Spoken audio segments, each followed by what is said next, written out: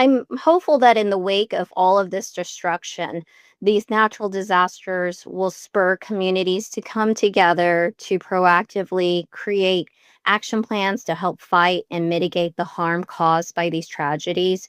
As these fires showed, firefighters cannot be everywhere at once. So, equipping citizens in the neighborhood with more tools to help protect their communities would be a proactive step. Welcome to Markets Plus, where leading experts from across BMO discuss factors shaping the markets, economy, industry sectors, and much more. Visit bmocm.com/markets plus for more episodes. The views expressed here are those of the participants and not those of BMO Capital Markets, its affiliates, or subsidiaries. Hi, I'm Caroline Donlin, Managing Director and Head of Engineering and Construction at BMO. And in this episode, we're diving into a critical topic, the rebuilding efforts in Southern California following the devastating wildfires in January 2025. Today, we're joined by Veronica Luttrell, ECC Operations Planner. ECC is a leading construction company that delivers design build, construction, environmental remediation, disaster response, energy, munitions response, and international development services. We'll discuss the challenges, strategies, and the incredible efforts being made to rebuild these communities and restore hope to the families and businesses affected. Veronica, thanks so much for joining us today. Great. Thank you, Caroline. I'm excited to be here. I've been looking forward to this conversation. And Veronica, I wanted to see if you could start by telling us a bit more about ECC and your role in the construction, remediation, and disaster response industries. Absolutely. So, this is an exciting year for ECC as we are celebrating our 40th anniversary. ECC is an employee-owned company and has performed more than $13 billion in revenue in about 37 countries around the globe. So, we have professionals located in offices throughout North America, Europe, Asia Pacific, and Africa. This big milestone, we are taking the time company-wide this year to highlight ECC's cultural values. So what I've enjoyed most about ECC is how we are committed to safety, security, and wellness of our people and their families, and we love to embrace healthy habits and behaviors. We love to conduct our work in a manner that protects people, property, and the environment, while we also believe in diversity. That being said, I've been with ECC for 15 years now and have had the opportunity to be involved in all of those divisions mentioned previously as construction, munitions removal, environmental remediation, renewable energy, and disaster response projects. I have a degree in environmental science with a minor in biology, and it's been an amazing journey career-wise so far. I'm based out of our Hawaii location, so I'm currently on Oahu, but I primarily focus on the Pacific region. However, work does call me to places as far out as Germany or Virginia or California, so it's been quite the travel journey. Veronica, that sounds absolutely incredible. I think you're living the dream of many of us to get to make such an incredible impact as well as live in Hawaii. So narrowing in a little bit on the Los Angeles wildfires of January of 2025, which were absolutely devastating. What are some of the immediate challenges that you and your team face when responding to the crisis, and how did it evolve as the crisis evolved? You know, when responding to a wildfire debris cleanup, an immediate challenge is bringing the workforce together in a very short time. Debris removal requires significant resources and coordination.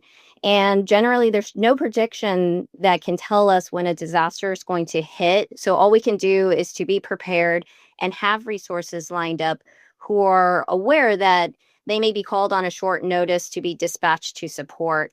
So ECC has a network who are ready to respond to natural disasters and contingency situations. So we do have experienced teams in place that are ready to deploy anywhere where a disaster may be being unfolded. And this basically helps fast track and streamline our mobilization. So we do have multidisciplined employees that are cross-trained and FEMA certified trained who are able to work in unison to hit the ground running and accomplish objectives quickly. So we are experienced with numerous agencies and clients from the federal to county level in the US and abroad. And so that's probably the one of the biggest challenges is just trying to gather all of required resources again in very, very short time. Specifically with Los Angeles, it being so front and center on the news for many of us, was the response in line with other natural disasters, or was the response greater because people were just seeing the impact of it in such real time? It was, I would definitely say that it was bigger. It was by far, we were on the heels coming off of Hurricane Helene. Prior to that, we were wrapping up the cleanup of Lahaina. The fires that we are currently working on is by far the largest fire that I think in history anyone's really been part of. So it just is on a completely different scale. You know, you have about 10,000 parcels that are requiring some type of cleanup. And so, in order to help the community rebuild, there's a lot of logistics, a lot of coordination, a lot of sharing of resources that comes into play in order to pull it off. There's a lot of data that comes in, there's a lot of personnel that come in. I mean, it's just like from the beginning to the end, it's a very, very constant movement of just continuing to keep the work flowing in a very safe and efficient manner. That sounds incredible. And like a lot of really hard work, making sure that you're getting employees from all over the world on the ground to be able to respond to a pretty dynamic situation. Once folks are there and engaged, what are some of the challenges that often arise as you kind of move into the longer term remediation? I would say the right off the bat, generally housing, there's been a few disasters where we've had to build what we call man camps, and they're just like temporary structures for folks to live in just because of the urgency of needing to be close to the fire impacted area. A lot of times, a lot of the lodging or hotels in close vicinities are either no longer existing or they are offered to the survivors, of course. So occasionally, lodging can be a little bit of a difficult challenge when we're bringing in mass amounts of workforce coming in. However, you know, we found various ways of getting around that, whether it be a little bit of a longer travel distance to get to where the fire impact zone is in order to do the work, or we have built temporary lodging structures that will accommodate a large amount of people in order to be able to sleep, rest, and have showers and have a dining facility. So when I talk about temporary lodging, I'm talking like very, very large camps that, you know, that get built within a very short time in order to help that relief of trying to figure out where to place people in order to get everyone working. That sounds pretty different from your typical construction project that you may be working on. As a company with expertise in environmental remediation, how do you approach restoring land and infrastructure that has been heavily impacted by fire damage? So what we would do is we would prioritize like a multi-step approach focusing on safety, debris removal, soil quality assessment. And initially what we would do is we would do an assessment on all of the damage and then focus on what that long-term restoration process would look like. So once debris removal has been completed, an environmental team would go out and collect soil samples that would be analyzed to determine the extent of contamination from ash and soot and other fire related debris.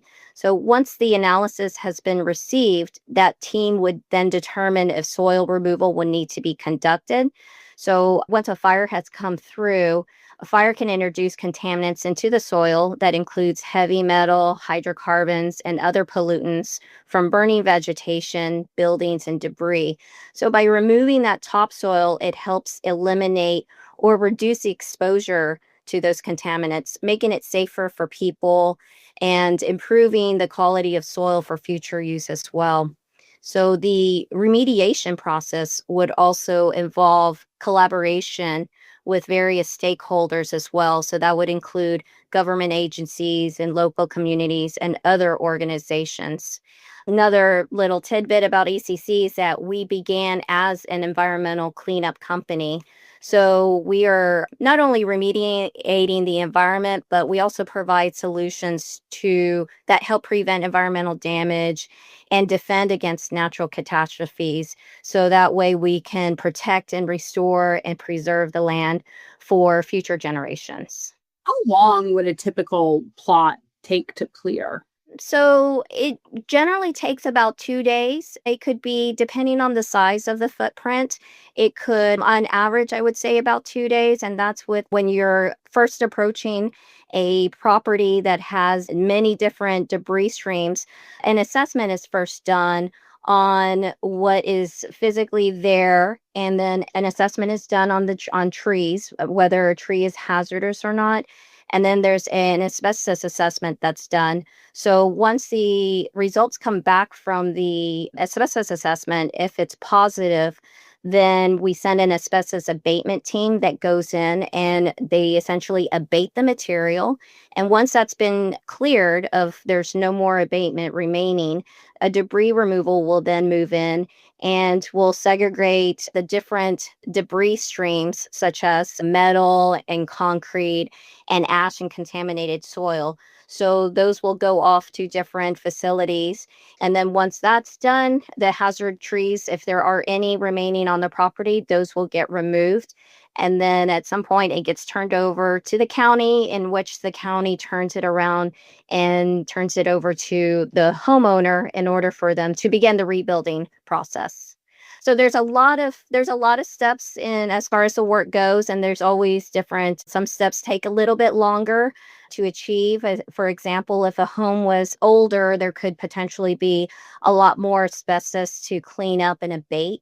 I'm curious, as you think about this fire today versus a fire 20 years ago, how has the focus on sustainable practices changed or not changed? In recent years that we really have started encountering more has been solar panels and EV batteries, and those type of items have to be disposed of in a certain manner. Fires from a long time ago, we didn't have electric cars and we didn't have solar energy. Well, we did have solar energy, but not to the point to where we're at now, where it's a lot more common.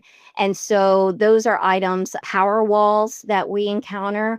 A lot of that stuff cannot just be disposed of. It has to be handled as if it's hazardous material. So we have to be really careful because some of the stuff still has energy that could combust. And so we have special teams that handle our hazardous household material, and they fall into that category where they get dispatched. So while asbestos, we may not be encountering that more than what was in the past, we now have an uprise of other material that is now starting to show up that we deal with in a special way. Can you discuss the collaborative efforts between the public and private sectors that are helping to expedite the recovery process in Southern California? Sure, absolutely. There's been great partnership between the public and private sectors with this recovery process. I'm always amazed because it takes a lot of collaboration, a lot of meetings with all agencies, and both of the sectors have been engaged from the beginning with services that include anywhere from like financial assistance to workforce support to streamlining processes like contractor licensing to rebuild homes and businesses.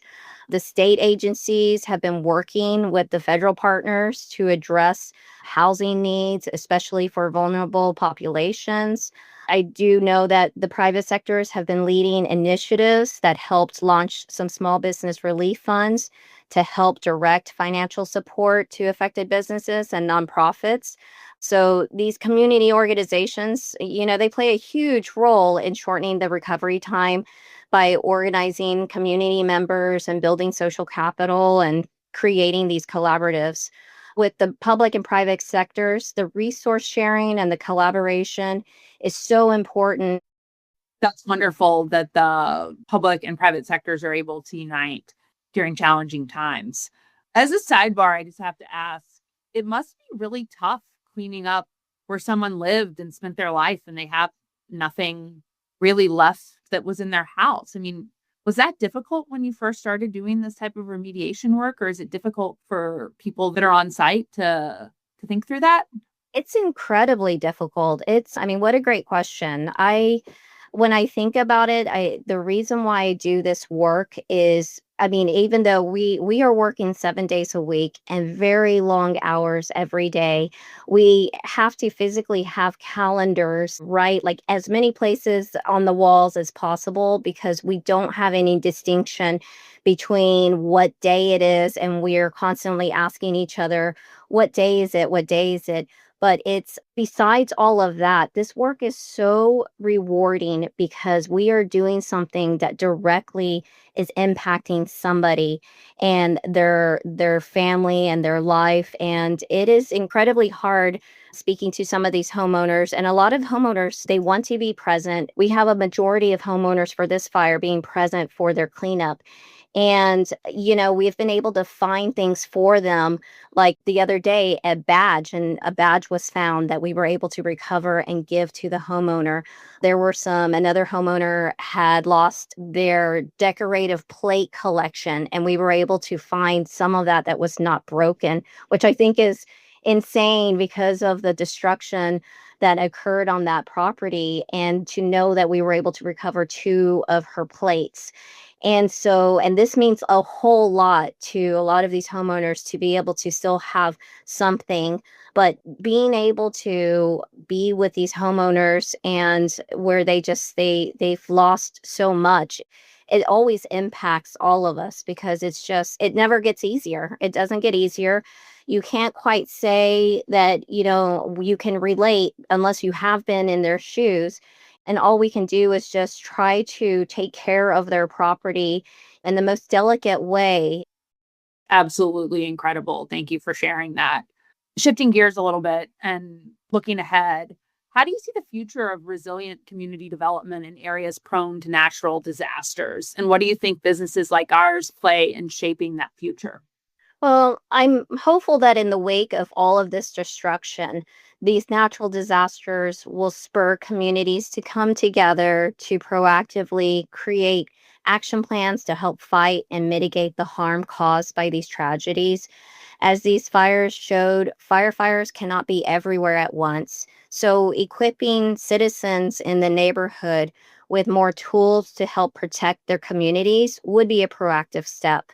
Providing communities with capital and assistance will be imperative to creating improved, resilient neighborhoods. As Californians have seen over the past 7 to 8 years, fires continue to impact communities all over the state. So, the state of California has the fifth largest economy in the world and also has some of the most progressive policies in our country. Within this framework, I'm quite hopeful that government leaders and business leaders will allow communities to rebuild in a manner that honors their neighborhood's history while also creating infrastructure that is capable of withstanding these increasingly destructive fires. My only wish is that those that have lost everything, that they just continue to look forward to rebuilding and just hoping that they get some type of solace from everything and gets to restart in a better, if not safer way. That wraps up today's conversation on the challenges and opportunities in rebuilding communities after the Los Angeles wildfires. Veronica, thank you so much for sharing your expertise and vision for the future of Southern California. If you enjoyed this episode, be sure to subscribe, leave us a review, and share it with your network. Thanks for listening, and we'll catch you on the next episode of Markets Plus. Thanks for listening. You can follow this podcast on Apple Podcasts, Spotify, or your favorite podcast app. For more episodes, visit bmocm.com/marketsplus. For BMO disclosures, please visit bmocm.com/podcast/disclaimer.